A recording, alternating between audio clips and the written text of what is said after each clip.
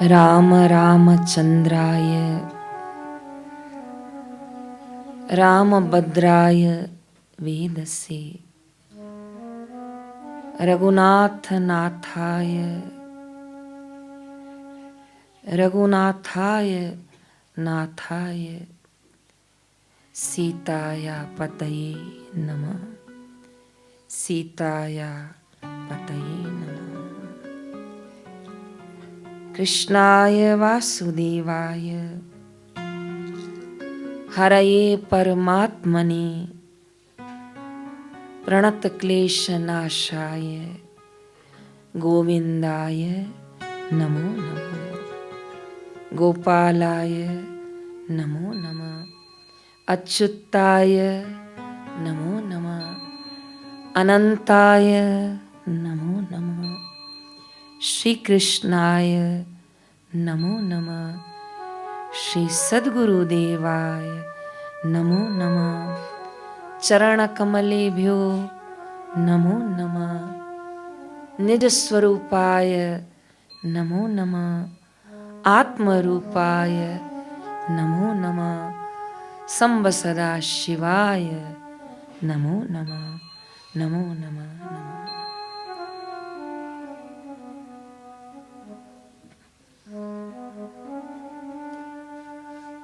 इस पावन तीर्थ क्षेत्र में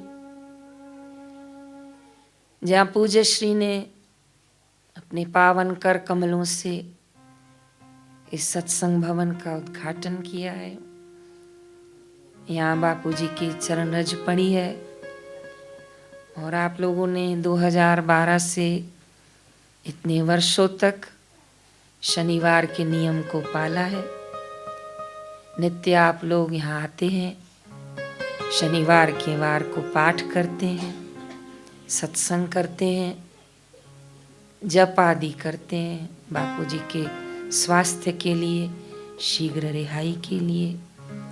आप सबकी इस भक्ति निष्ठा को प्रणाम करती हूँ और गुरु चरणों में प्रार्थना कर रही हूँ कि जैसे बापू जी के कर कमलों से इस भवन का उद्घाटन हुआ है, ऐसे ही पुनः वो दिन आए बापू जी फिर से यहाँ विराजमान हो और फिर से सब काठमांडू वाले सत्संग का लाभ लें।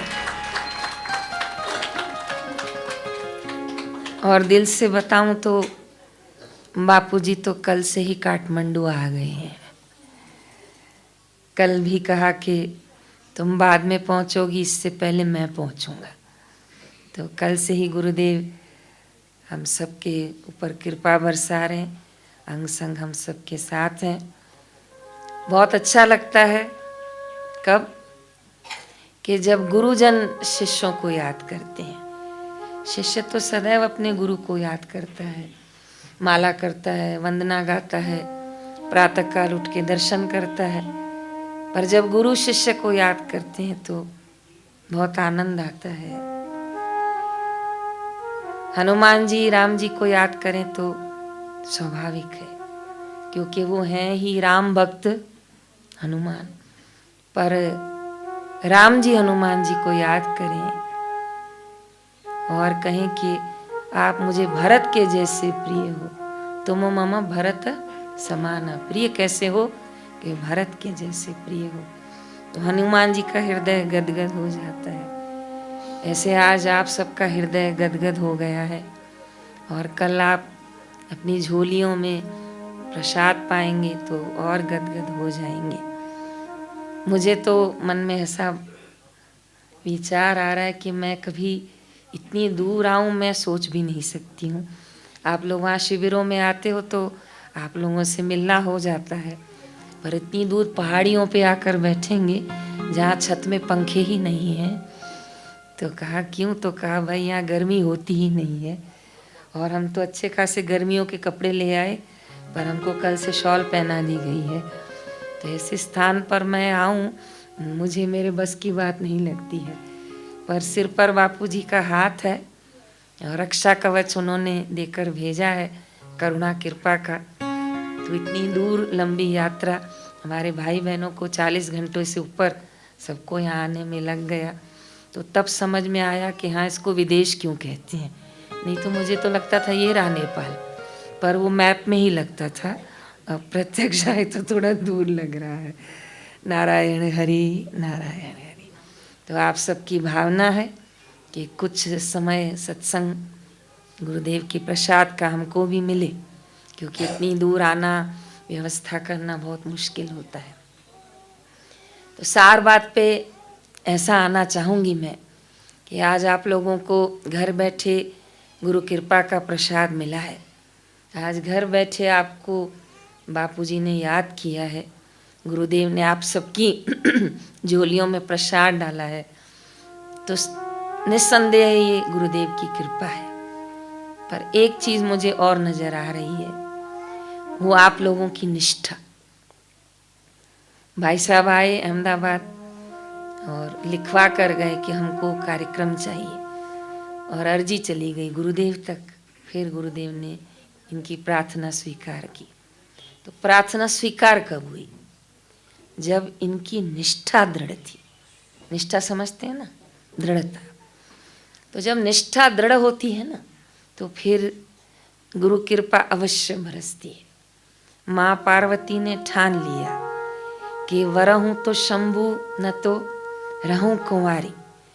तो जो तो कैलाश पर्वत से जल नाई, तो वो भी भगवान ने परीक्षा लेके बीच में नंदी को छोटा बालक बनाया और कहा इसको प्यास लगी, इसको जल दे दो वरना बालक मर जाएगा। तो कहा ये जल शिव जी का है। तो भगवान ने कहा तो कि बालक में शिव नहीं है, अधूरा ज्ञान है क्या तुम्हारा? तो आखिर माँ पार्वती को वो जो उठाते ना कांवर, वो नीचे रखना पड़ा था, और नीचे रखने से वो फिर खंडित माना जाता है। आखिर वो खंडित हो गया और बच्चे को जल पिलाया। तब एक ही उनके पास घड़ा बचा, और नारद जी वहाँ इंतजार कर रहे थे कि माँ पार्वती आए तो मैं शिव जी का अभिषेक करवाऊँ। तो कहा दूसरा घड़ा कहाँ है? तो कहा भगवान ऐसे ऐसे रास्ते में बालक था तो उसको देना पड़ा। तो कहा आप क्या करें, एक जल से अभिषेक करें। कहा बस अब जो है यही है, मैं एक जीव के आगे उसमें शिव तत्व देखे बिना मैं रह नहीं सकी। और जैसे नारद जी ने एक घड़े से अभिषेक करवाया, तो भगवान कहते हैं कि मेरा अभिषेक तो कल ही हो चुका है। जयराम जी की बोलना पड़ेगा। तो वो निष्ठा थी माता की। फिर भगवान मिले और विवाह हुआ है, और माँ ने भगवान की आज्ञा पालकर विविध प्रकार के अनुष्ठान किए हैं, रात्रि जागरण किया है, जप तप किया है। निष्ठा। एक जगह गुरुदेव के शास्त्रों में लिखा है, बोलिए, निष्ठा निष्ठा परम परम तप। तप। कई प्रकार के तप होते हैं ना। कई लोग दोनों हाथ खड़े होकर तप करते हैं, है ना, और कई लोग एक पैर पैर पे रखकर तप करते हैं। कई लोग अन्न नहीं खाते हैं, कई लोग केवल फल पे तप करते हैं। भिन्न भिन्न तप होते हैं। लेकिन शास्त्रों में आया कि सबसे बड़ी निष्ठा है, सबसे बड़ा तप है कि हर परिस्थिति में हमारी निष्ठा बनी रहे। गुरु चरणों के प्रति, ईश्वर के विधान के प्रति, परमात्मा के प्रति हमारी निष्ठा बनी रहे।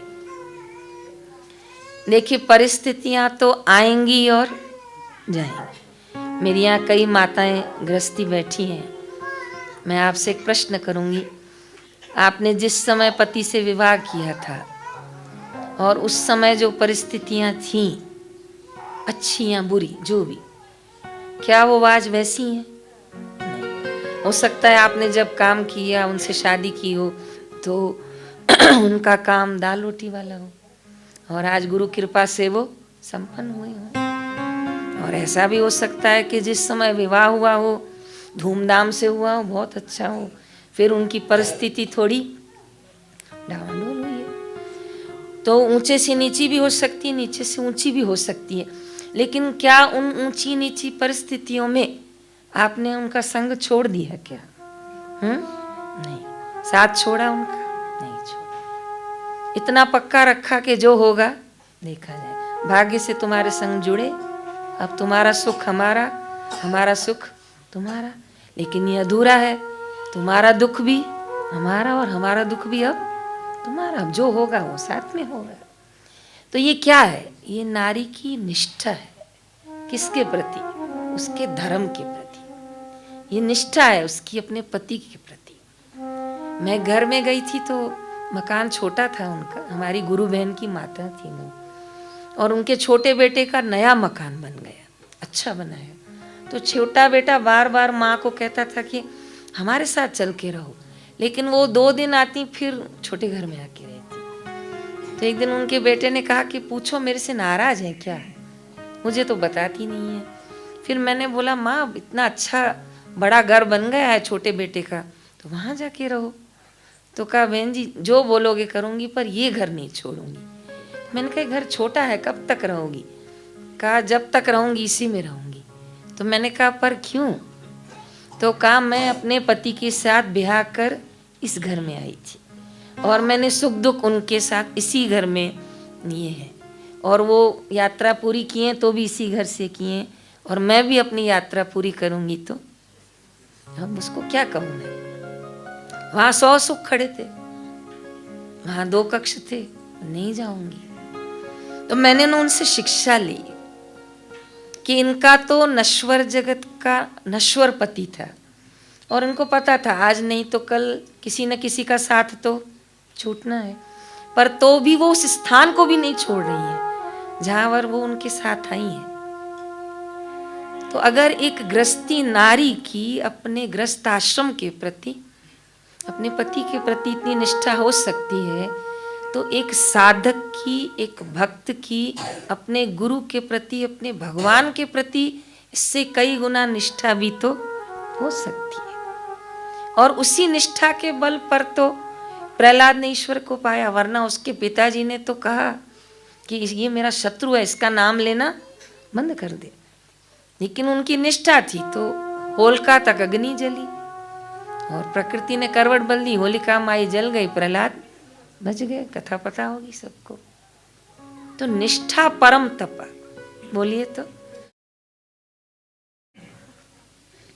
अभी हमारे एक साधक हैं, वो सिर की चोट लग गई एक्सीडेंट में, अभी वो जूझ रहे हैं हॉस्पिटल में, लेकिन तो भी उनकी पत्नी एक ही महामृत्युंजय जप करे रही है।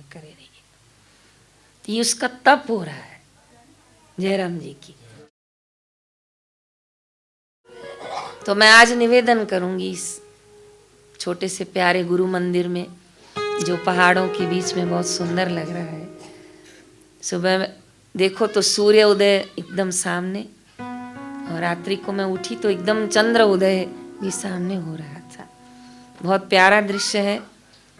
ठंड न होती तो मैं शायद 1 हफ्ता ही यहाँ रह जाती, पर ऐसी ठंड है कि हमको अहमदाबाद का उत्तरायण याद आ रहा है। तो आपको धन्यवाद है, आप इसको भी अनुकूल हो गए हैं आप सब इसके। तो मैं आप लोगों से इतनी अपेक्षा रख रही हूँ कि जैसे एक दृढ़ अर्धांगिनी हर परिस्थिति में अपने रिश्ते को निभाती है, एक दृढ़ पुत्र हर परिस्थिति में अपने पिता के साथ निभाता है, क्योंकि उसे पता होता है कि पिता मेरे हैं, मेरे पिता है। ऐसे ही हर शिष्य को ये बोध हो, ये ज्ञान हो, ये दृढ़ हो कि ये शिष्य गुरु का पावन नाता है, और मुझे आखिरी श्वास तक अपने गुरु चरणों के साथ लगे रहना है। निभाना शब्द बहुत छोटा हो जाएगा, निभाना शब्द रिश्तों के लिए कहा जाता है, गुरु शिष्य के लिए ये शब्द उच्चारण नहीं होता है। लेकिन फिर भी शिव जी जब नारायण भगवान की स्तुति करते हैं तो बहुत सुंदर वचन बोलते हैं। बोलिए, बार बार बार बार। वो नारायण को ना दक्षिण भारत में श्रीरंग कहते हैं। क्या कहते हैं? श्रीरंग। वो शंकर भगवान श्रीरंग को कहते हैं कि मैं आपसे बार बार इतना ही मांग रहा हूँ कि हर परिस्थिति में मेरी निष्ठा और भक्ति आपके श्री चरणों में बनी रहे। श्रीरंग भगवान आश्चर्य करते हैं कि भोलेनाथ जी मुझसे मांग रहे हैं। तो राम जी का अवतार बनकर जब विष्णु भगवान आए हैं तो रामेश्वर में किसकी स्थापना की है? शिव जी की स्थापना की। तब राम जी ने कहा मेरी निष्ठा आप में बनी रहे। जो तो वचन मांगा कि इस तीर्थ क्षेत्र का नाम ही रामेश्वर पड़ेगा। तो कहा क्यों? तो कहा यहाँ राम के ईश्वर वास करते हैं। तो राम के ईश्वर शिव और शिव के ईश्वर राम। तो ये निष्ठा नहीं है तो और क्या है? माता पार्वती सोचती थी दुनिया जिनका नाम लेके हर हर बोले कहती, ये आंखें बंद करके क्या करते हैं? किसका ध्यान करते? दुनिया तो इनका ध्यान करती है। तो एक दिन पूछ ही बैठी कि आप किसका जप करते हो इतनी देर आंखें बंद करके? तो कहा मेरे इष्ट का। तो कहा आपकी भी कोई इष्ट है? आप दुनिया के इष्ट हो? तो कहा हाँ पर मेरा भी इष्ट है। तो कहा नाम बताएंगे आपके इष्ट का? तो कहा प्रभु श्री राम। इसको निष्ठा कहते हैं। तो निष्ठा परम तप। अब आखिरी बात, निष्ठा है ये आप समझ गए, लेकिन इसको कहा निष्ठा परम तप। अब मेरा आपसे प्रश्न है कि निष्ठा को तपस्या क्यों कहा गया? बात समझ में आ रही है? निष्ठा परम तप क्यों? अगर वो कैसी भी परिस्थिति आई तो हमें उस समय जूझना तो पड़ेगा, और वो जूझ गए, जेल गए, तो वो हो गया परम तप। और परम तप का फल है परम मंगल। इसलिए निष्ठा को परम तप कहा गया। परिस्थितियां कभी भी एक जैसी तो, मैंने बहुत सरल भाषा में उदाहरण दिया कि आपके गृहस्थ आश्रम में उतार चढ़ाव तो आए होंगे। अब अंतिम 5 प्रकार की निष्ठा जीवन में रखनी चाहिए। कितनी प्रकार की? 5 बताऊंगी, फिर आप 2 रखें, 3 रखें, 5 रखें, स्वागत है आपका। सबसे पहली निष्ठा होनी चाहिए मंत्र जाप में। बोलिए तो, मंत्र जाप मम दृढ़ विश्वास। पंचम भक्ति यह वेद प्रकाश। सबसे पहली निष्ठा जो है अपने गुरु मंत्र में रखिए। कभी इस भ्रांति में नहीं पड़िएगा कि ये मंत्र बड़ा और ये मंत्र छोटा, कभी नहीं पड़िएगा। जो इसमें पड़ेगा ना वो उलझेगा। आप इतना समझ लो मुझे जो मेरे गुरुदेव ने दिया वो बड़ा, और इससे बड़ा कुछ नहीं है। अगर शबरी कहे कि राम नाम को, शबरी को कोई कहे कि राम नाम छोटा है, शबरी मानेगी क्या? नहीं। मेरे मतंग ऋषि ने दे दिया तो दे दिया। हमारे बापूजी ने हमको गुरु मंत्र दे दिया, ओमकार सहित हमने ले लिया, मुट्ठी बंद, बस। इसलिए ये निष्ठा कभी नहीं छोड़िए, और जितना संभव हो अपने जप को बढ़ाइए। जितना आप अपने जप को बढ़ाएंगे कली काल में उतनी आपकी पुण्याई और आपका रक्षा कवच बढ़ेगा, क्योंकि कलयुग केवल हरि नाम आधारा। इसलिए निष्ठा मंत्र जाप में दृढ़ता से करें। कई बार लोग कहीं चले जाते हैं और धागा बंधवा के आते हैं, तावीज़ बंधवा के आते हैं, नींबू लेकर आते हैं और फिर वो रखते हैं, कहते हैं बरकत पड़ेगी। इन सब चीज़ों में प्रयास करना चाहिए कि उलझना नहीं चाहिए, क्योंकि इसमें जाने का मार्ग तो है पर निकलने का नहीं है। वो कहते हैं ना कि एक भाई को बहुत लगता था कि मुझे कोई नज़र लगाता है, तो किसी के पास ले गए तो उसने उसको 4 नींबू मिर्ची दिए। बोले एक पूरब में बांधो, एक पश्चिम में, और एक उत्तर में, और एक दक्षिण में। तो उन्होंने कहा साहब और कहो तो और बांधूं? तो कहा हाँ भले एक तोरण बांध। तो उसने कहा पर इतना नींबू मिर्ची तू लाएगा कहाँ से? बोली मेरी दुकान ही नींबू मिर्ची की है, बोलो कितना बांधना है। तो कई लोगों को ना मन में भय रहता है, संशय लगता है, भय रहता है। वो एक माई नवरात्र में सिंदूर खरीदने गई, हल्दी बेचारी खरीदने तो माता जी के चढ़ाने के लिए गई, पर वो पड़ोसी के घर में चाबी देकर गई थी। तो जब वो लेने आई तो चाबी लेने गई और उसकी थैली में हो गया छेद, तो नीचे से सिंदूर और हल्दी गिर रहा था। और वो चाबी लेकर जब अपने घर आई तो पड़ोसन उसको खूब गाली देने लगी कि तूने हमारे दरवाजे पे कुछ कर दिया, हल्दी और सिंदूर गिरा के गई हो। तो उसने कहा भाई जिस पे हाथ रखवा लो, मैंने नहीं गिरा है। कहा बिल्कुल गिरा है। इतनी हो गई उनकी बोला चाली के पानी की बाल्टियां लेके उनसे पूरा आंगन धुलवाया कि गिराती गिराती तुम आई हो, तुम छिड़काती गई हो। उसने बहुत मन में सोचा कि आज मैं कैसे फंस गई। थैली ऊपर की तो देखा छेद है, हाँ भटक गई। वो बहुत बोली भाई मेरे से नहीं हुआ, पर हुआ तुमने किया है। तो जब अपने आप में, अपने गुरु में, अपने ईश्वर में निष्ठा नहीं होती है ना, फिर इंसान भटकता है, उलझता है। गंगा गया तो गंगादास, यमुना गया तो बस फिर किया लिया दिया, इसमें फंसेगा। निष्ठा होगी तो वो अपने गुरु मंत्र के अलावा फिर कुछ सोचता ही, कहता जो मिल गया वो बहुत है, क्योंकि मेरे गुरु ने इसे खजाना दिया है। तो पहली निष्ठा अपने जप में न छोड़ें। एक संत आते थे हरिद्वार में, बापूजी के बिल्कुल सामने बैठते थे, और वो बैठते थे ना तो ऐसे हिलते रहते थे। तो स्वामी जी उनको कहते थे, अरे अमलानंद तू हिलता क्यों है? तो कहते हैं बापू हिलता नहीं हूँ, वो अंदर मेरा मंत्र चल रहा है। तो वो मंत्र उसने इतना जप किया था कि वो अब नहीं भी बोलता था ना तो वो ऐसे हिलते रहते थे। तो बापू ने कहा अमलानंद तू सही कहता है। कहा बापू ब्लड रिपोर्ट करवाया तो जब माइक्रोस्कोप के नीचे स्लाइड रखी तो उस ब्लड में भी उनका मंत्र छप के आ गया। फिर उनको लेबोरेटरी वाले ने लिख के दे दिया कि इनका मंत्र जब इतना प्रबल हुआ है कि खून में इसकी आकृति बनने लग गई। बनी घटना हरिद्वार की। बापू उनको बहुत देखकर हमेशा गाते थे, अमल सदा आनंद में रहो अपने आप, तुमको क्या चिंता पड़ी को कौए का बाप। कौआ आए तो आप पूछते हो कि तेरा बाप कौन है, और चिंता करते हो कि इसका बाप कौन है। तो कौए की बाप की चिंता नहीं की जाती, इसे संसार की भी चिंता नहीं की जाती, चलता रहेगा। तो अपने जाप में निष्ठा रखें और अपने जाप को बढ़ाएं। अगर 15 साल पहले, 10 साल पहले जप लिया है तो फिर आज भी 11 पे न अटकें। 11 से 21, 21 से 31, 51, और कभी कभी जैसे शिवरात्रि आई और बड़े पर्व आते हैं, होलिका की रात्रि आई तो 120 भी जप करिए। और गुरु मंदिर खुला है, सुबह आ गए, शाम को की, 1 हफ्ते तक 120 माला ओमकार की। फिर आप देखिए आपके अंदर क्या बल आता है। फिर आप देखिए आपकी ऊर्जा कैसे है, आपका ललाट कैसे चमकता है, आपके हृदय में कैसे आपको ज्ञान का सूर्य उदय होता है। तो पहली निष्ठा जप निष्ठा। दूसरी निष्ठा बोलिए ज्ञान निष्ठा। बोलिए तो आज जितनी विपरीत परिस्थिति मेरे गुरुदेव के ऊपर आई है, आप लोग सभी साक्षी हो।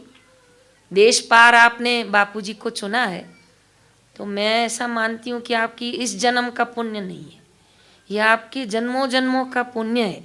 नहीं तो कहाँ बापू और कहाँ आप, और कहाँ बापूजी नेपाल आकर 3 बार 4 बार सत्संग करके गए और आपको रंग लगा के गए, आपको पता भी नहीं चला। तो ये इस जन्म का नहीं होता है, ये जन्मों जन्मों का है।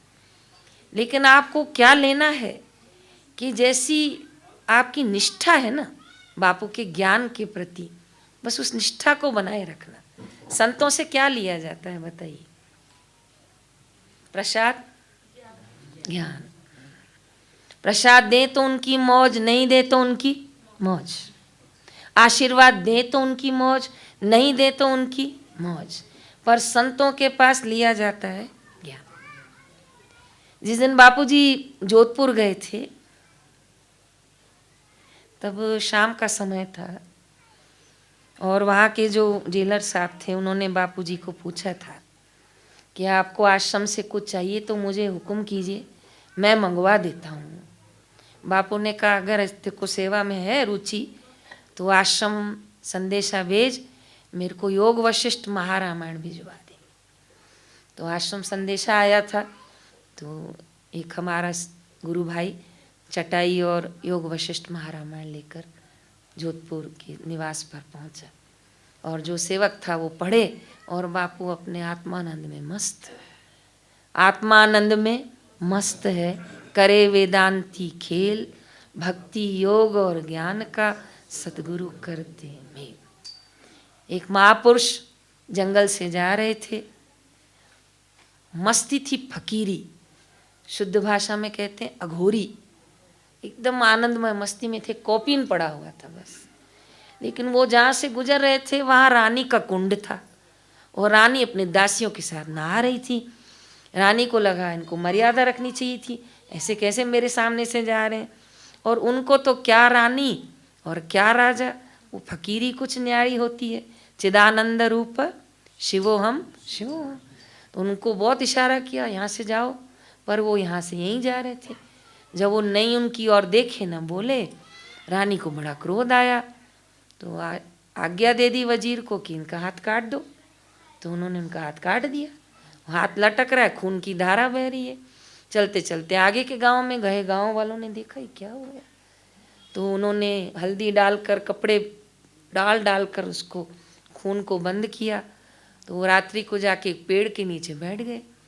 राजा को रात को पता चला कि जिनका हाथ कटवाया है वो कोई साधारण नहीं, वो ब्रह्म ज्ञान में तृप्त है। ये रानी से क्या गलती हो गई। राजा रानी को लेकर माफी मांगने गए। संत तो अपनी आनंद में बैठे थे। आनंद संत फकीर करे, जो आनंद है फकीरी में वो आनंद नाही अमीरी में। गृहस्थी उलझा रहता है, ज्ञानी मुक्त रहता है। आप 100 घरों की सुविधाओं में तो भी उलझे हुए हो, और दुनिया की नज़र में बापू उलझे हुए हैं, पर बापू सदा मुक्त है। ये यहाँ का आनंद है, ये बाहर का आनंद है। जिसको यहाँ का आनंद मिल जाए उसको बाहर का मिले या ना मिले फर्क नहीं है, और जिसको ये नहीं मिला है उसको बाहर का लगता है कि देवरानी को ज़्यादा दिया और मुझे कम दिया, बड़े भाई को ज़्यादा दिया मुझे कम दिया, फिर वो घूमते रहते हैं उसी में। तो आखिर राजा रानी माफ़ी मांगने आए। राजा बहुत रोया कि मेरी पत्नी के हाथ से बहुत बड़ी गलती हो गई, किसी का अंग कटवाना बहुत बुरी बात है, आप हमें एक बार क्षमा कर दो। तो कहा क्षमा ही क्षमा है, मेरे को तो मन में इसकी बात का ख्याल भी, जाओ राजा राज्य करो। तो कहा पश्चाताप, कहा मैं गुनाह ही नहीं मानता हूँ तो पश्चाताप क्या। तो कहा कुछ तो बताओ। तो क्या तू बता क्या चाहता है। कहा मैं चाहता हूँ आपका हाथ फिर से जुड़ जाए, तो मेरे मन से बोझा हट जाएगा। बोले जा कहीं गिरा पड़ा होगा, ले आ जा। तो रास्ते में वास्तव में हाथ गिरा पड़ा था और राजा उठा के ले आए, हाथ दिया फकीर को, फकीर ने लगाया और ऐसे दायां बायां गोल हाथ घुमाया तो हाथ चिपक गया। बोले जा। कहा आप इतनी पहुँच, कहा खड़ा मत होना आप, तू जा। तूने कहा ना हाथ लगा, तो लगा दिया, अब जा। कहा पर आप वो हस्ती हैं। कहा फिर खड़ा हो रहा है तू, फिर निकाल दूंगा, जा वापस चल। क्योंकि पता था खड़ा होगा तो फिर राजा की कोई बात निकालेगा, फिर बोलेगा परदेश दुश्मन है, फिर बोलेगा ये मेरा मित्र है, जा तो तेरा काम हो गया। तो ऐसे फकीर भी भारत देश में हुए हैं। हाथ कटा तो रोना नहीं, हाथ जुड़ा तो बोल तो दो, हंसना नहीं। और ऐसी परिस्थिति के लिए ही हम गुरुजनों से जुड़े हैं कि हमारे भी ऐसे दिन आए। आसोद सुद 2 दिवस संवत 20, ऐसे क्या हो कि भाई संसार स्वप्ना लगे और ईश्वर ना लगे। फिर भी धन्यवाद है कि आप लोगों ने संत महापुरुषों का ज्ञान चुना है, वरना अगरबत्ती दिया करने वालों की संसार में कोई कमी नहीं है। बुरा नहीं है अगरबत्ती दिया करना, अपनी जगह ठीक है। नारियल चढ़ाना कोई बुरी बात नहीं है, अपनी जगह ठीक है। पर हमें गुरुदेव और आगे की यात्रा करवा रहे हैं, तो उस यात्रा के जहाज में बैठना भी बड़े पुण्यों का फल है। तो वो वही बैठेगा कि जिसकी ज्ञान में निष्ठा होगी। भगवान बुद्ध का आजीवन देखा जाए ना, आजीवन, तो उनकी निष्ठा हमेशा, बोलो, ज्ञान में रही है। आपने हमेशा बुद्ध भगवान की मुद्रा देखी होगी, तो शून्य मुद्रा या ज्ञान मुद्रा, हाँ या ना। आपने भगवान बुद्ध को कभी रोते हुए नहीं देखा। कहते उनका एक शिष्य था, उनसे बहुत प्रेम करता था, और भगवान बुद्ध का स्वास्थ्य खराब हुआ था। क्यों खराब हुआ था पहले वो बताती हूँ। एक वनवासी थे, वो भगवान बुद्ध से बहुत प्रेम करते थे, तो भिक्षा लेते थे ना पहले ज़माने में। तो उन्होंने भगवान को कहा कि एक दिन आप वन में भिक्षा लेने आइए। भगवान बुद्ध ने कहा बहुत दूर है, कभी आऊँगा। तो भगवान एक बार तो आ जाओ। तो भगवान उनकी प्रार्थना सुनकर भिक्षा लेने गए। आप लोग मशरूम समझते हैं? मशरूम, खुम्बी। तो उनको लगा कि हम गरीब लोग हैं, कुछ तो अच्छा बनाए। तो जंगल में वो उगती हैं कहीं कहीं, तो वो उसको ले आए और जो माता थी उसके भाव अच्छे थे, उसने साफ सुथरा करके उसको बनाया। पति ने बोला चख, वो बोली आप चखो। बोले मैंने चखूंगा, मेरे गुरु खाएंगे, मैं कैसे चखूंगा। दोनों में से किसी ने भी सब्जी न चखी। भगवान बुद्ध आए और एक भिक्षुक साथ में आए थे। तो नियम होता था, पहले भगवान भिक्षा लेते थे, फिर भिक्षुक, फिर गृहस्थी लोग लेते थे। तो भगवान बुद्ध पहला निवाला मुंह में डाले तो खुम्बी, जो आप लोग वाइट समझ रहे हैं, मशरूम, वो जहर जैसी कड़वी थी। एक निवाला खा के भगवान बुद्ध चुप से हो गए थे। तो तुरंत गृहस्थी माता ने पूछा सब्जी अच्छी नहीं है क्या? तो भगवान बुद्ध ने देखा इसकी आर्थिक स्थिति ऐसी है, दोबारा ये सब्जी कोई बना नहीं पाएगी। भगवान बुद्ध खाए और बोले बहुत अच्छा बना है, बहुत मधुर है। भगवान पाइए न और लाती हूँ।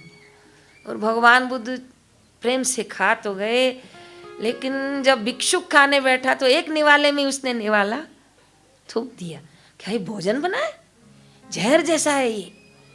कहा भगवान बुद्ध ने खाया है। कहा वो भगवान खाएंगे, मैं न खाऊंगा ये, इतना कड़वा, चखा नहीं तुमने? तो कहा चखो, तुम चखो पहले। तो उसने चखा तो पता चला वो मशरूम जो थी वो अच्छी जगह उत्पन्न नहीं हुई थी, उसमें विष का अंश आ गया था। वो तो भिक्षुक को पैर पड़ी, लेकिन भगवान बुद्ध वहाँ चबूतरे किनारे जाके बैठ गए थे। कहा भिक्षुक तुम्हारा भोजन हो जाए तो यात्रा प्रारंभ करेंगे। दोनों पति पत्नी रोते गए, क्षमा क्षमा क्षमा। कहा किस चीज की क्षमा? कहा भगवान आज क्या खिला दिया है आपको? कहा जो तुमने खिलाया, तुमने प्रेम से खिलाया और मैंने प्रेम से खा ली। चलो भिक्षुक, यात्रा हो गई। निवास पर आए हैं, सुबह भगवान बुद्ध बीमार पड़ गए। अब मैं प्रसंग जोड़ रही हूँ। जो भगवान बुद्ध के शिष्य थे, उनको भगवान ने तीर्थ यात्रा पर भेजा था प्रचार करने हेतु।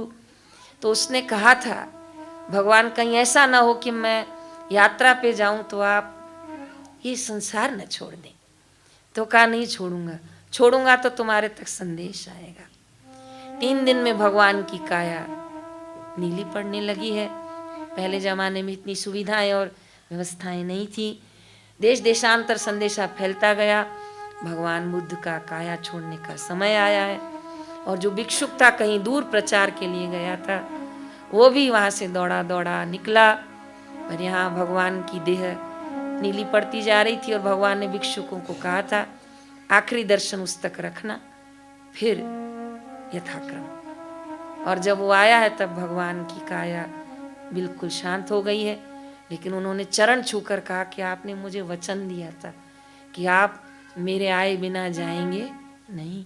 तो चादर से चरण बाहर आए हैं, कहा छू लो, मुझे जाना है। बस तब वो उनका शिष्य चरणों को पकड़ के रो पड़ा और अंतिम प्रणाम किया। लेकिन भगवान बुद्ध जब काया छोड़ रहे थे तो अपने सब भिक्षुकों को बुलाकर एक वचन मांगा। ध्यान से सुनिएगा। कहा कोई भी वनवासी दोनों पति पत्नी को एक शब्द भी बोलो नहीं कहेगा, क्योंकि वो निमित्त बने हैं इस सफर को पूरा करने के लिए। भगवान किसी को तो निमित्त बनाएगा, ये उनके हिस्से में आया है, इसलिए आप लोग उनको एक शब्द भी नहीं कहेंगे। सभी भिक्षुकों ने वचन दिया, क्योंकि सबके मन में द्वेष था कि इनको पकड़ के हम छोड़ेंगे नहीं, इन्होंने ही खिलाया है। लेकिन भगवान सबसे वचन लेकर बांध गए सबको। आखिर वनवासियों को कुछ नहीं कहा, क्योंकि वो खुद ही पश्चाताप में जूझ रहे थे कि हमसे क्या भोजन बन गया। लेकिन अंत तक भगवान बुद्ध ने अपने ज्ञान निष्ठा का परिचय दिया। आज भी उनके श्री विग्रह के दर्शन करिए तो वो ज्ञान का ही प्रतीक है। जय राम जी की। और आज इन विघ्न बाधाओं में विपरीत परिस्थितियों में मेरे बापूजी जब हंसते खेलते आते हैं तो साकार रूप में ये ज्ञान निष्ठा का प्रतीक है। तो मैं हार्दिक अपेक्षा रखती हूँ, कोई 2012 से जुड़ा है, कोई तो कल 94 से भी था, मुझसे भी पुराने यहाँ बैठे हैं, तो सबकी निष्ठा को प्रणाम करती हूँ। 94 से 2012 से आज 2022 खूब समय परिवर्तन हुआ है, लेकिन आप लोगों की निष्ठा परिवर्तन नहीं हुई है।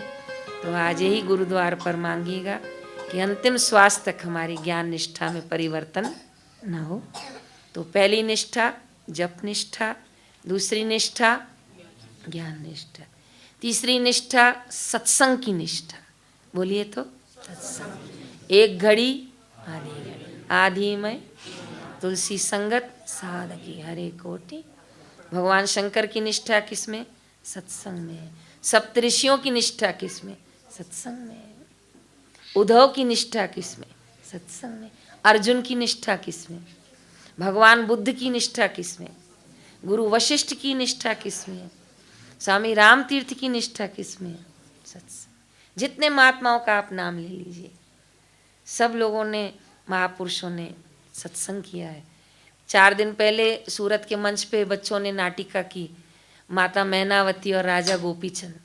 मैनावती ने कितने चावल दिए राजा गोपीचंद को? 3। गुरु गोरखनाथ संप्रदाय से चले कि सदैव मीठा खाना, सदैव किले में रहना, याद आ गया, और सदैव राज सुविधा में रहना। तीनों का फिर शास्त्रीय उदाहरण दिया है। तो सत्संग में निष्ठा जरूर रखिएगा।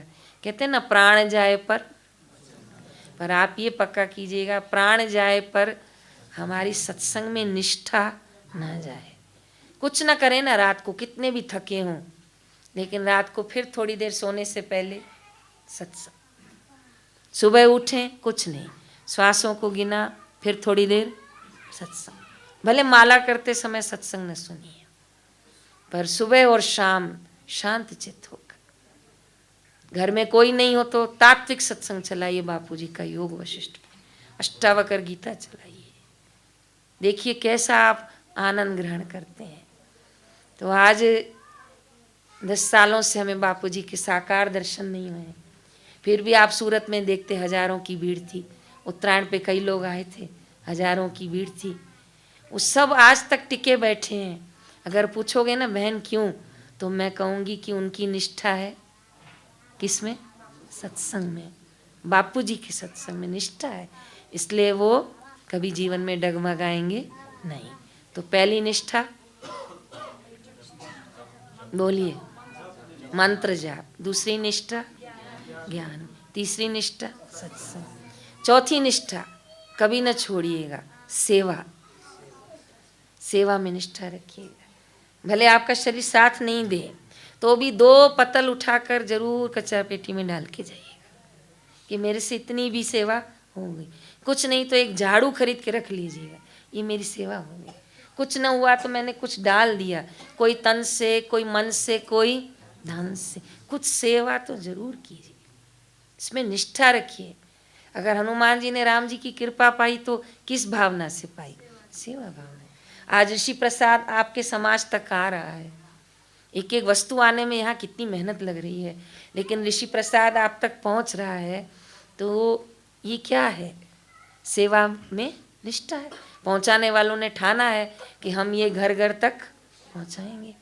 और तो आपको सेवा का क्या वर्णन करूं, मेरे बापू सेवा के स्वयं सूर्य हैं, इसलिए तो सब सेवाएं किरणों की नाई पूरे विश्व में पहुंच रही है, क्योंकि बापूजी ने स्वयं साईं लीला शाह के यहाँ सेवा करके पाया। तो बापू चाहते हैं हम भी सब सेवा करके पाएं। तो हमारे भाई जब निकल रहे थे नेपाल आने के लिए, तो गुरुदेव के श्री वचन आए कि ये संजीवनी रस काठमांडू पहुंचाना है, ये संजीवनी रस नेपाल पहुंचाना है। और इसकी महिमा मैं आपको पढ़ के सुनाऊं तो आप गदगद हो जाएंगे। सूरत की शिविर में सब शिविरार्थियों को ये सुबह सुबह पिलाया गया। 20 ml संजीवनी रस लेना है और 200 ml पानी लेना है। जैसे शरबत कैसे बनाते हैं, 2 चम्मच और 1 गिलास पानी, ऐसा मिलाकर इसको लेना है। मैं इसके लाभ पढ़ के सुना रही हूँ। सबसे पहले तो बताऊंगी कि ये इसमें क्या क्या है। ये गीर गौ है, एक गाय होती है जर्सी, पता ना आपको, सिंग नहीं होते हैं उसको। और जो देसी गाय होती है उसमें सबसे अच्छी गाय होती है गीर। गीर गाय का नाम सुना होगा। और आपको बताऊं, इसमें बड़ी मेहनत लगी है। हमारे सूरत के आश्रमवासी भाई सुबह 5 बजे 4 बजे गौशाला में जाके बाल्टियां लेके खड़े हो जाते थे और ताज़ा ताज़ा गौमूत्र इकट्ठा किया है और उसमें संजीवनी आदि कितनी बूटियां डालकर, इसके बाद इसका नाम क्या रखा गया है, संजीवनी रस। ये B12 को बढ़ाता है। शरीर में संचित विषाक्त द्रव्यों को, जिसको इंग्लिश में कहते हैं टॉक्सिन्स, कई बार कहते हैं ना इनके पेट में टॉक्सिन्स हो गए, ये दूर करता है। शुद्धिकारक है, कफ वायु नाशक है, रोग प्रतिकारक शक्तिवर्धक है, उत्तम है। और साथ ही साथ इसमें निहित स्वर्ण तत्व और चांदी के तत्व शरीर के लिए, मस्तिष्क के लिए सुदृढ़ और बलवान बनाने वाले हैं। इसमें 2 क्षार डाले गए हैं, बोलिए, स्वर्ण क्षार और चांदी के क्षार। ये दोनों इसका बनाते समय इसको बनाए गए हैं। अब ज़्यादा तो नहीं उठा पाए क्योंकि बाउंड्री जब आता है भारत और इसका, तो एक एक सामान को उन्होंने 5 घंटा खड़ा रखा है, तब ये रस को आने दिया है और कहा पहले तुम पियो। फिर हमारे भाइयों को पिलाया तो उन्होंने कहा थोड़ा तुम भी पियो, फिर उन्होंने पिया। पीने के बाद वो भी बैठा, हम भी बैठे, फिर उसको लगा इसमें और कुछ अब नहीं है, तब उन्होंने ये चीज़ यहाँ तक आने दी है। तो मैं ये कहूँ कि ये मेरे गुरुदेव का प्रसाद है और गुरु भाइयों ने तपस्या करके ये आप तक लाया है। और जितनी ज़रूरत हो उतनी आप लें। आगे 5-6 प्रोग्राम और भी हैं, थोड़ा थोड़ा हम सब जगह बांटते जाएंगे। और कल मैं ये प्रयास करूँगी कि इसको कल हम बना देंगे गोल कर, ताकि आप लोग यहीं बैठे बैठे सब लोग पान करिएगा। पहले पिएंगे तो ही आपको, एक बंदे ने पिया, वो कहा इसको पीने के बाद मुझे इतना एनर्जेटिक लग रहा था, ऐसा लग रहा था मैंने जैसे 2 लोगों का खाना खा लिया। इतना पीने के बाद ये शक्तिवर्धक लग रहा है। तो कल सब बना के पिलाएंगे सबको, फिर जितनी आपको ज़रूरत होगी उतने लोगों को दे देंगे। फिर क्या करना, अभी थोड़ा आया हुआ है, आधा आधा ले लीजिएगा आपस में, गुरु बहनें आधा आधा कर दीजिएगा। फिर आगे कोई आएगा समिति के तो हम आगे और भिजवा देंगे। नारायण हरि नारायण, बोलिए तो सही। तो पहली निष्ठा मंत्र जाप में निष्ठा, दूसरी निष्ठा ज्ञान में निष्ठा। साईं लीलाशाह को किस में निष्ठा थी? आपको पता है, दादा गुरु जी के माता पिता नहीं थे, बहुत छोटी उम्र में गए। दादा गुरु जी ने अपना पूरा जीवन अपनी दादी माँ के साथ व्यतीत किया, वो भी ज़्यादा नहीं चली है। तो उनके बाद वो चाचा चाची होते हैं ना दूर के, उनके पास कुछ समय रहे। तो उनके पास रह के क्या करें, तो पाकिस्तान में गुरुद्वारे होते थे, तो वहाँ जाके सेवा करते थे। और सेवा करते करते उनकी सत्संग में निष्ठा जुड़ी और साईं लीलाशाह को गुरु मिल गए केशवानंद जी महाराज। वहाँ से ज्ञान पाया और ऐसा खजाना पाया, सोचा कि सबको न लुटाऊं तो ये सेवा नहीं होगी तो कैसे होगा। तो केशव दास जी से ज्ञान पाया और लुटाया, और लुटाया तो ऐसा लुटाया कि बापूजी ने पाया, और बापूजी ने पाया तो ऐसा लुटाया कि नेपाल तक आया। जयराम जी की ऊपर से भी आवाज आ गई, हाँ आया। तो जप निष्ठा, ज्ञान निष्ठा, सत्संग निष्ठा, और चौथी बोलो सेवा निष्ठा। रोज एक सेवा तो होनी चाहिए, एक सेवा रोज। रोज रात को सोते समय पूछा करो, आज मैंने समाज को क्या दिया। बोलिए तो, उल्टा मत पूछना आज समाज ने मुझे, तो बहुत नेगेटिव होके सो जाओगे, कुछ भी नहीं मिला, ध्यान दो। नहीं, सीधा सोचिए आज मैंने समाज को, हाँ, इसका अगर आपको सही तरीका और लेना है तो ये सोचो कि आज मुझे भगवान ने क्या दिया। बिल्कुल, तो उत्तर आएगा, सुबह सूर्य की किरणें दी। सबसे बड़ी बात, मेरी श्वासें चल रही हैं, जो मैंने रोटी खाई वो पच गई, मेरे परिवार वाले मेरे साथ हैं, मुझे सत्संग दिया, मुझे भक्ति दी, मुझे सद्गुरु दिए, भगवान ने मुझे सब कुछ दिया, बहुत आनंद आएगा। ये सेवा निष्ठा है। और अंतिम कहूंगी भक्ति निष्ठा। बोलिए तो। कई लोगों ने भगवान को ज्ञान से पाया है, कई लोगों ने भगवान को जप मार्ग से पाया है, कई भक्तों ने भगवान को सेवा मार्ग से पाया है, लेकिन कई भक्तों ने भगवान को भक्ति मार्ग से पाया है। और भक्ति का मार्ग बड़ा निराला होता है, बड़ा प्यारा होता है। वो भगवान को सजाया जाता है, भगवान को 3-3 बार भोग लगाया जाता है। एक हमारी गुरु बहन है, उनकी छोटी बेटी है, 12वीं में पढ़ती हैं, वो छोटे लाला रखती हैं घर पे, तो इतना लाला को 3-3 बार नए नए कपड़े पहनाती हैं, खूब संवारती हैं।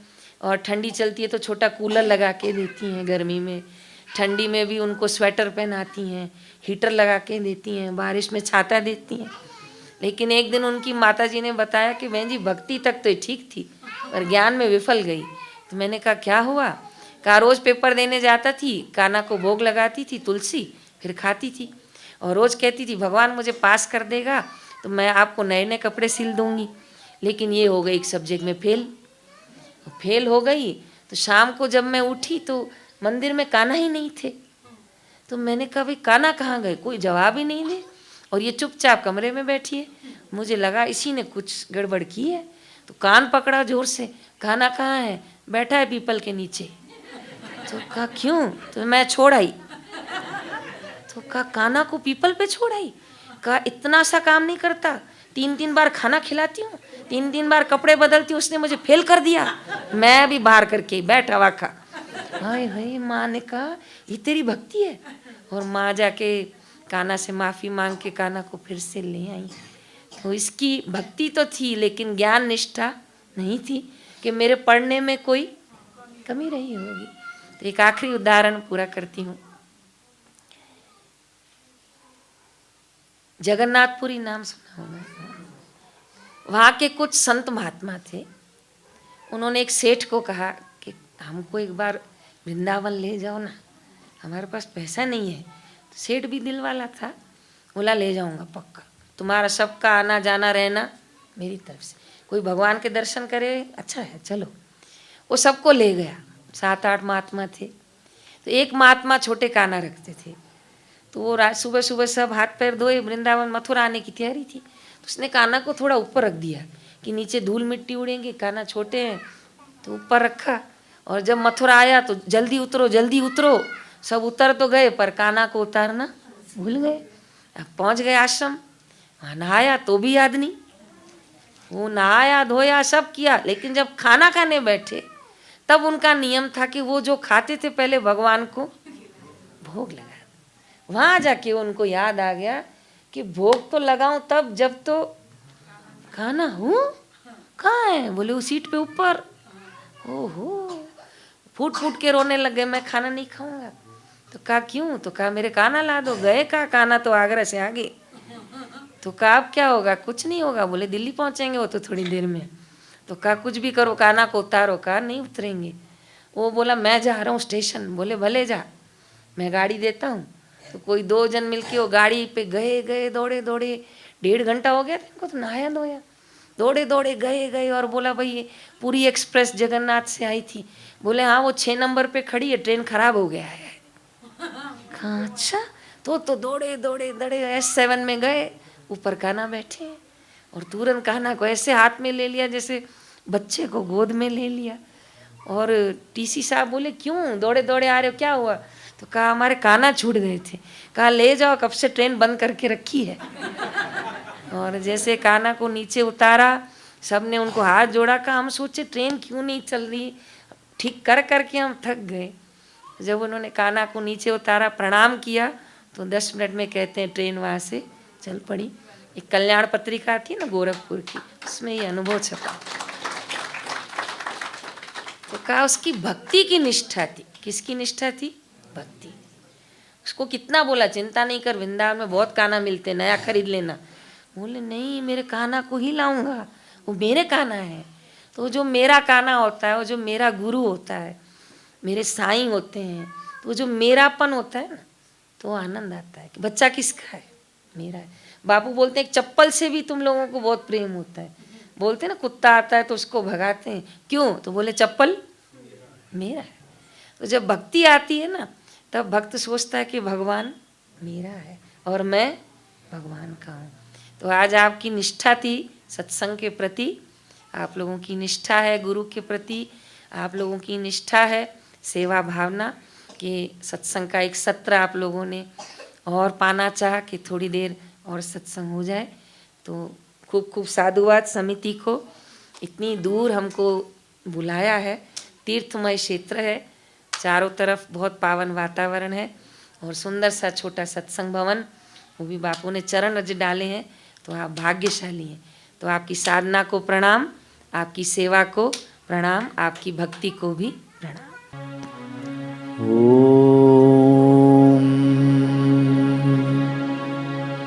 नमः शिवाय।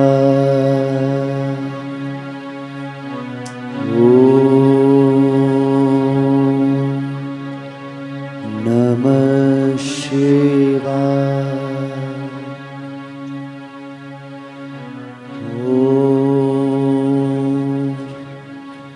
नमः शिवाय। ओम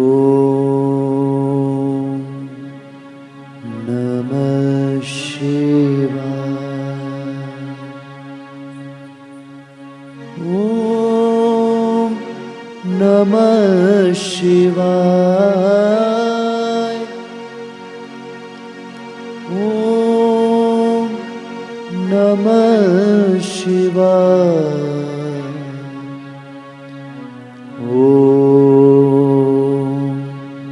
नमः शिवाय।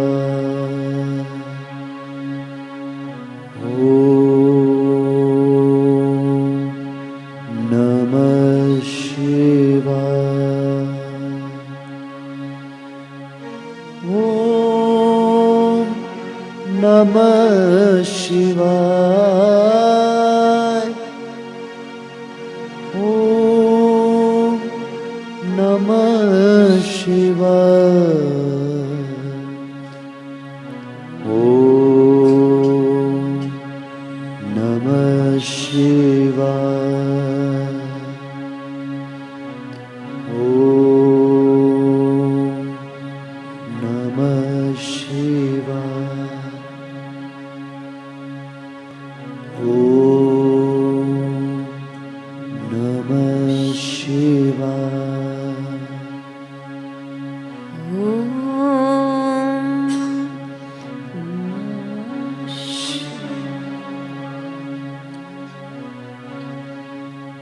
हे मृत्युंजय महादेव, हे मृत्युंजय महादेव, त्राहि मां शरणागतं, त्राहि मां शरणागतं, जन्म मृत्यु जरा व्याधि, जन्म मृत्यु जरा व्याधि, पीडितं कर्म बन्धने, पीडितं कर्म बन्धने। हे मृत्युंजय महादेव, हे मृत्युंजय महादेव, त्राहि मां शरणागतं, त्राहि मां शरणागतं, जन्म मृत्यु जरा व्याधि, जन्म मृत्यु जरा व्याधि, पीडितं कर्म बन्धने, पीडितं कर्म बन्धने।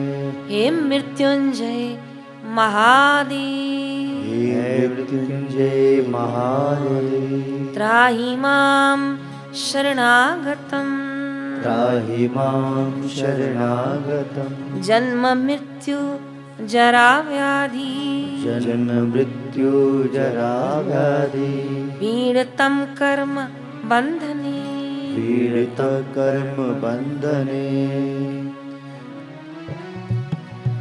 ऐसी कमाई कर लो जो संग जा सके, ऐसी कमाई कर लो जो संग जा सके। मुश्किल पड़े तो राह में जो काम आ सके। मुश्किल पड़े तो राह में वो काम आ सके। कमाई कर लो जो संग जा सके। ऐसी कमाई कर लो जो संग जा सके। मुश्किल पड़े तो राह वो काम आ सके। मुश्किल पड़े तो राह वो काम आ सके। हरिओम हरिओम हरिओम हरिओम हरिओम हरिओम हरिओम।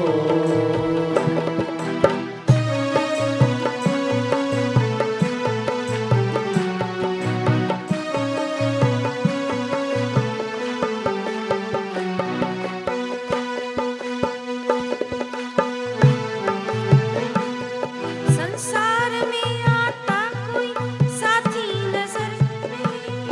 संसार में आता कोई साथी नजर नहीं। बस नाम के साथी है कोई अमर नहीं। बस नाम के साथी है कोई अमर नहीं।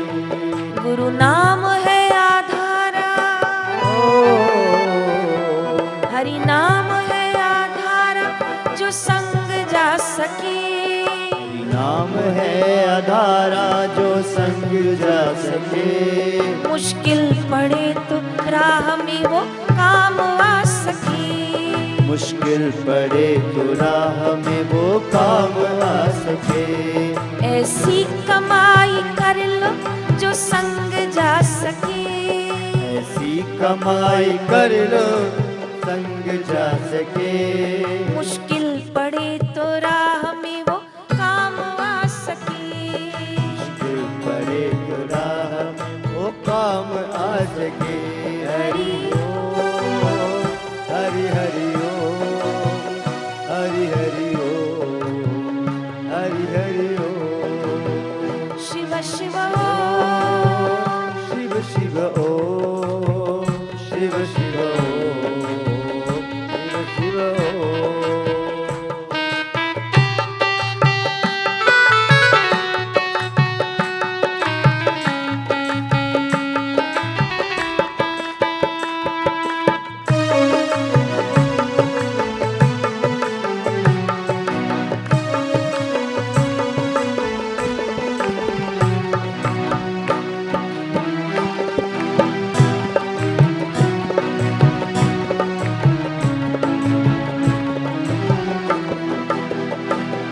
गुरुदेव ने लुटाया भंडार ज्ञान का। गुरुदेव ने लुटाया भंडार ज्ञान का। संसार का नश्वर खजाना किस काम का। संसार का खजाना जाना किस काम का। वो भाग्यशाली है जो वो भाग्यशाली है जो लाभ ले सके। वो भाग्यशाली है जो लाभ ले सके। मुश्किल पड़े तो राह में वो काम आ सके। मुश्किल पड़े तो राह में वो काम आ सके। ऐसी कमाई कर लो जो संग जा सके। ऐसी कमाई कर लो जो संग जा सके। मुश्किल पड़े तो राह में वो काम आ सके। मुश्किल पड़े तो राह में वो काम आ सके। सीताराम सीताराम सीताराम सीताराम सीताराम सीताराम सीताराम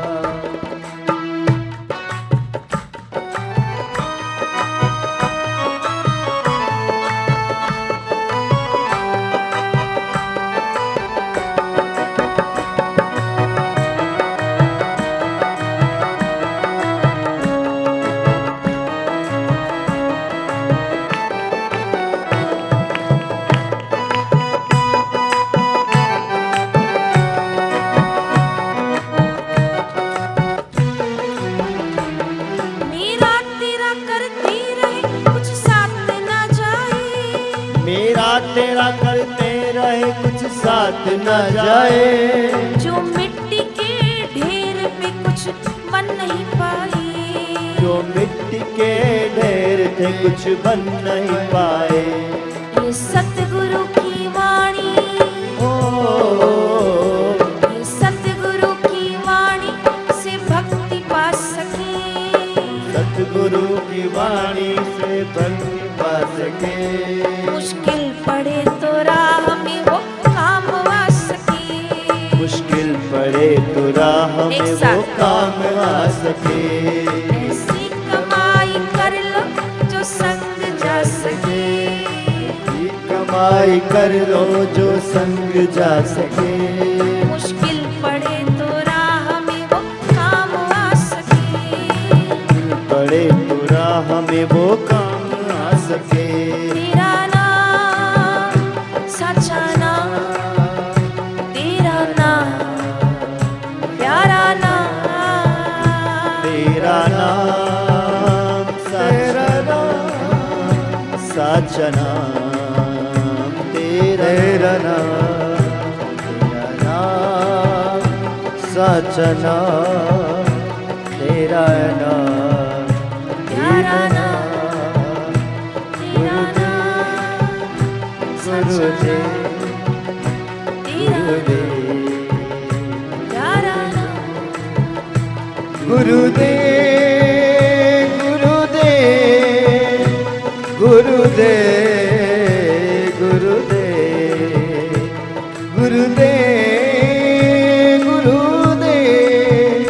गुरुदेव गुरुदेव गुरुदेव गुरुदेव गुरुदेव गुरुदेव गुरुदेव।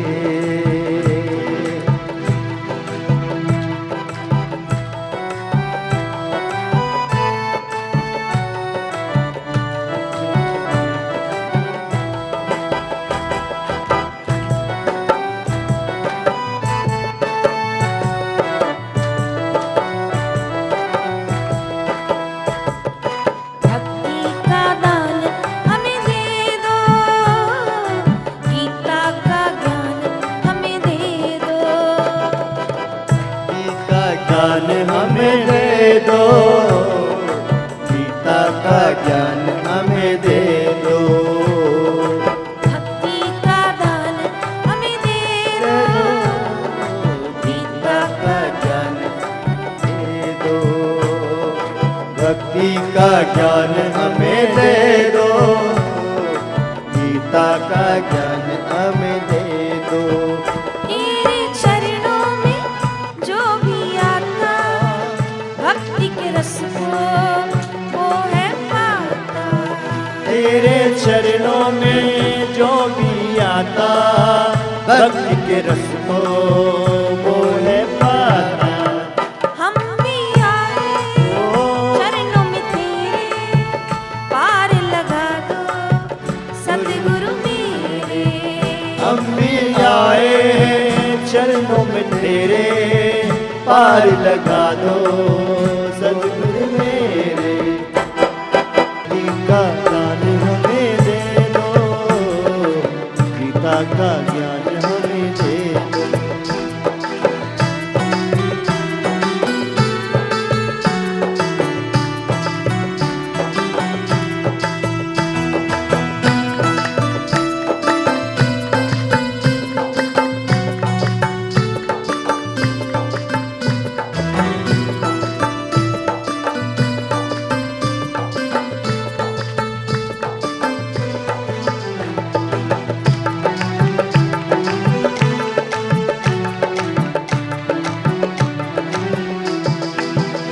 गुरु रहमत से तर जाएगा। गुरु रहमत से, गुरु रहमत से तर जाएगा। गुरु रहमत से तर जाएगा। जरा सत्संग में आकर तो देख, जरा सत्संग में आकर तो देख। तेरा जीवन संवर जाएगा। तेरा जीवन संवर जाएगा, संवर जाएगा। गुरु रहमत से तर जाएगा, गुरु रहमत से तर जाएगा, गुरु रहमत से तर जाएगा, गुरु रहमत से तर जाएगा, गुरु रहमत से तर जाएगा, गुरु रहमत से तर जाएगा। ओ तेरा जीवन बदल जाएगा, तेरा जीवन बदल जाएगा,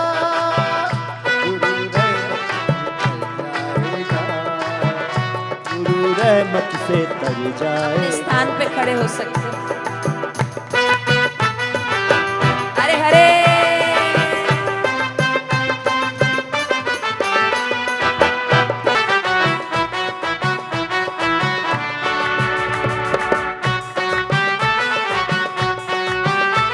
अरे अपनी दुआ तेरा भाग खुल जाएगा।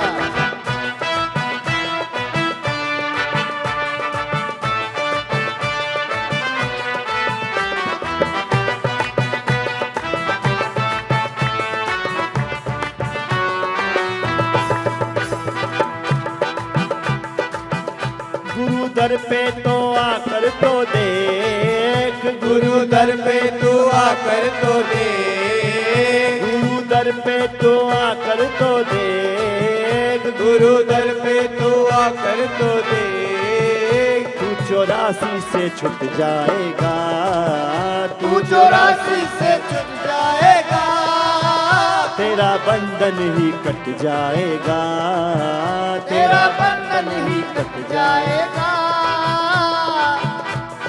जय हो।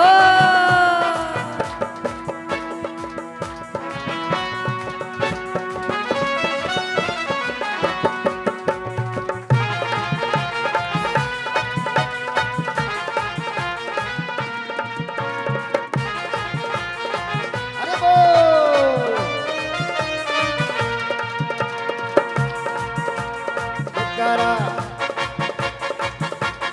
जयकारा, जयकारा जयकारा मेरे गुरु का दुआरा बड़ा प्यारा, जयकारा जयकारा जयकारा मेरे गुरु का दुआरा बड़ा प्यारा,